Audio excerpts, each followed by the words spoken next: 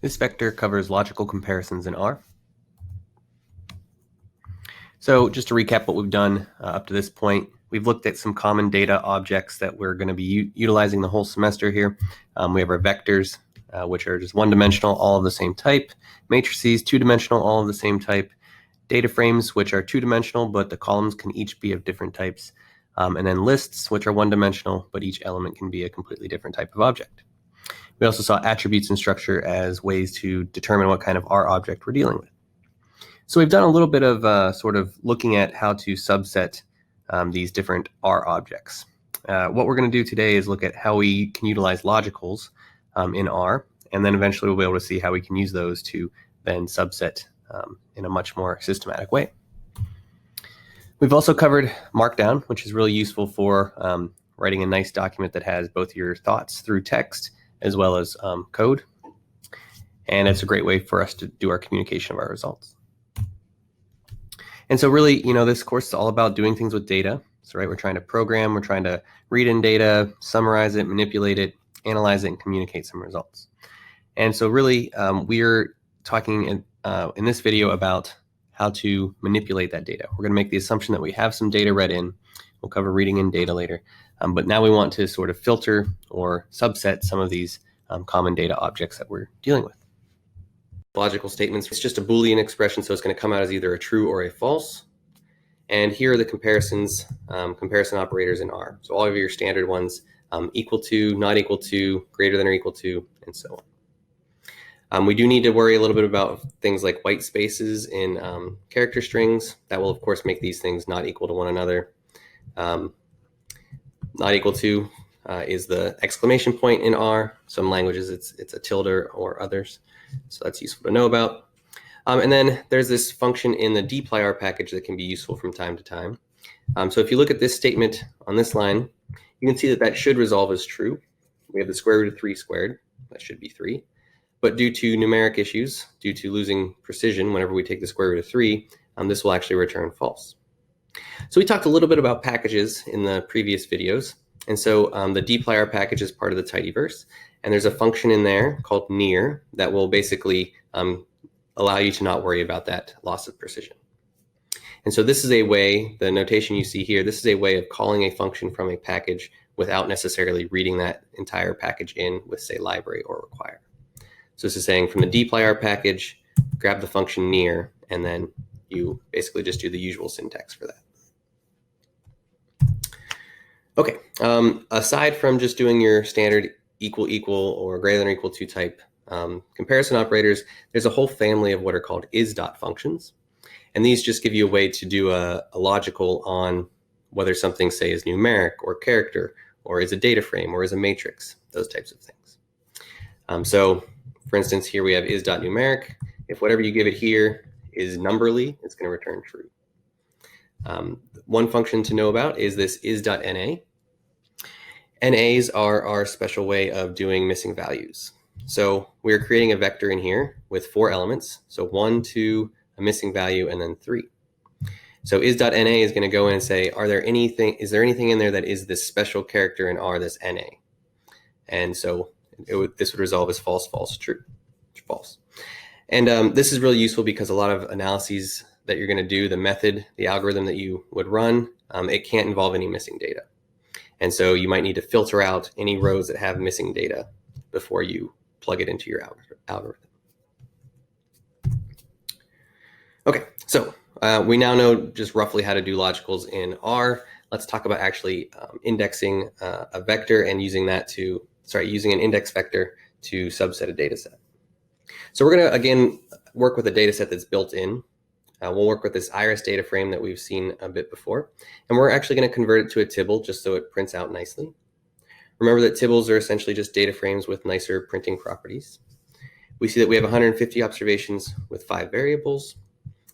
We see the 5 variables across the top, and 4 of them are numeric. You can see they're doubles. And then this last one is a factor, which is essentially a special type of character vector. So we might want to only grab rows where the species is setosa. Okay? And so a standard way to do that through your square bracket notation that we saw earlier in the semester, would be to give it only trues and falses for the rows that we want.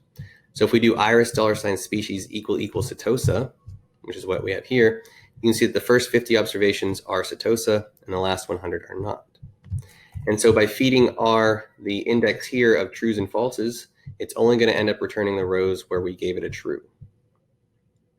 And then we're putting a comma and a blank spot, so we're saying we want all of the columns. So this code here will return only the rows where the species is equal to setosa. And so this is a very common way to subset data in R. You just feed an indexing vector of true and false or 0, 1 values, and R will only return where a true or a 1 occurred. And you could use this not only for rows, but if you wanted to subset the columns, you could do it that way as well. Although we've seen better ways to do that using the column names.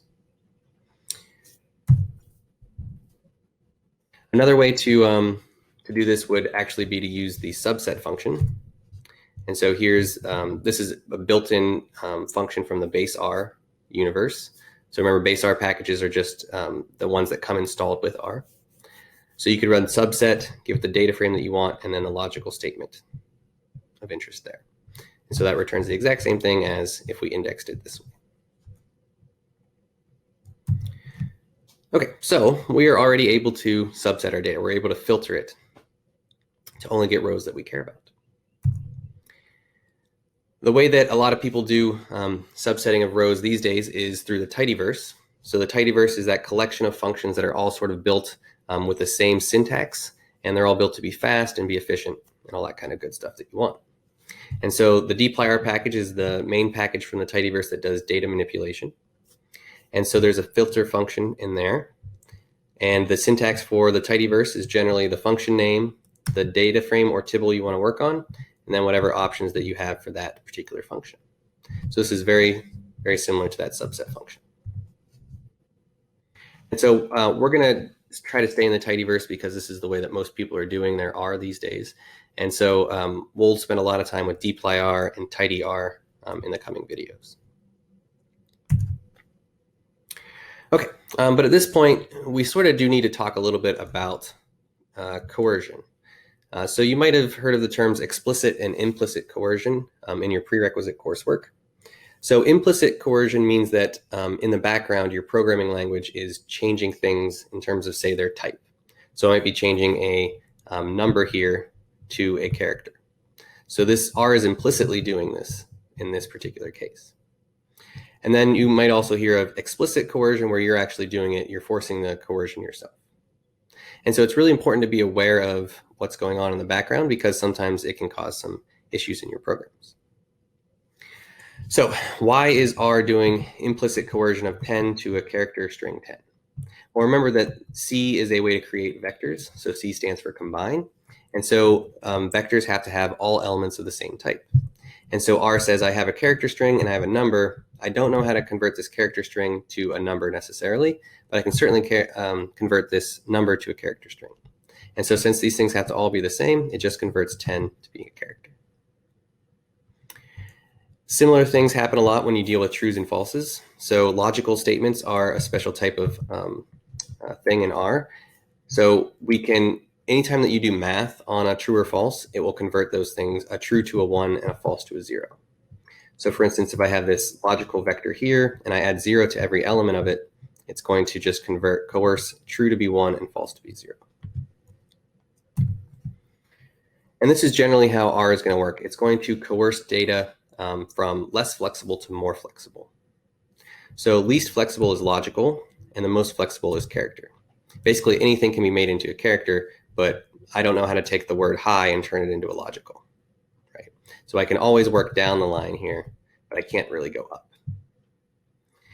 So you do need to be careful because R will do the most convenient type of coercion for it at that point. So it's not like going to convert a logical to an integer and then a double and then a character if it can convert that logical straight into a character. So for instance, here I'm trying to combine the logical true with the character string high.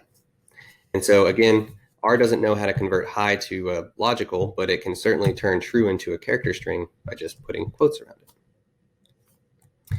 But if you do the same kind of thing over here where I would say run this line of code, here, this true is not going to be coerced to a character string, but it would actually be coerced to 1 because we're trying to combine it with other numeric values.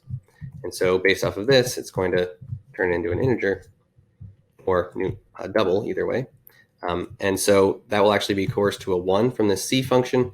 And then this outer function is explicit coercion. We're now converting that to a character. So now it's a string of 1. So we do have to just be careful, and we need to just be aware of this explicit and implicit coercion. Most of the time when you do explicit coercion, you'll do it with one of these as.dot functions. So there's as.numeric, as.character, all those different kinds of things that you might think of.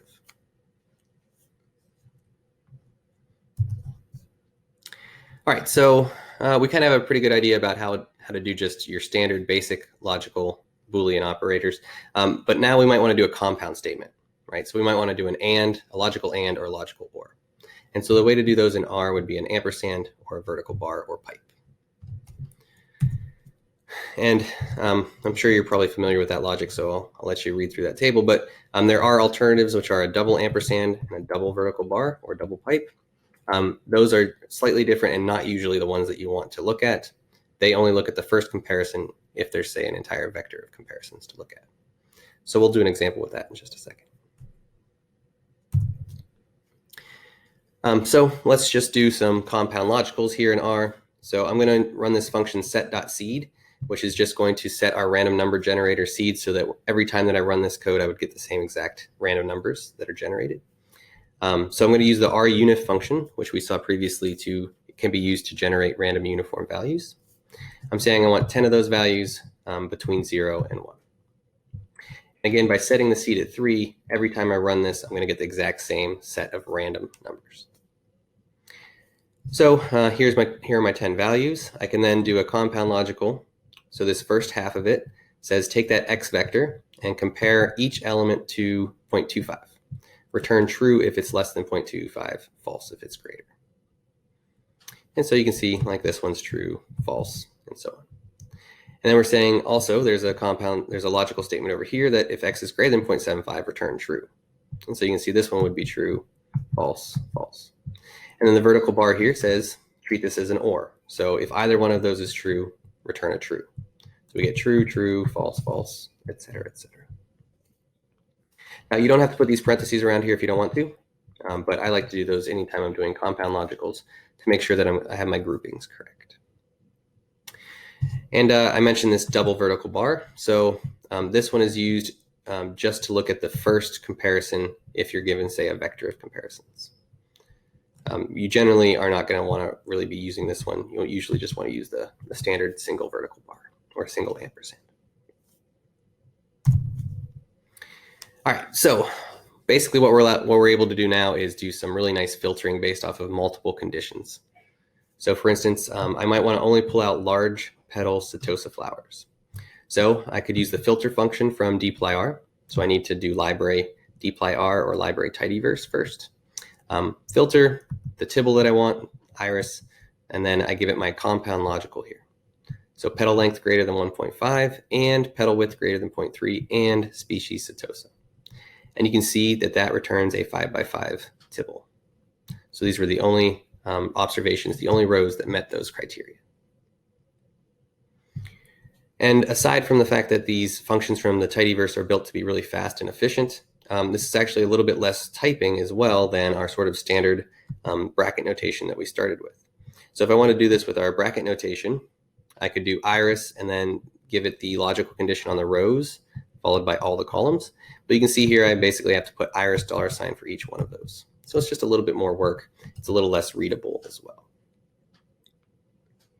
Okay, so we now are getting the basics of data manipulation. We can filter our data sets. We can just subset the rows. We'll continue on this vein in terms of creating new variables and going down that road.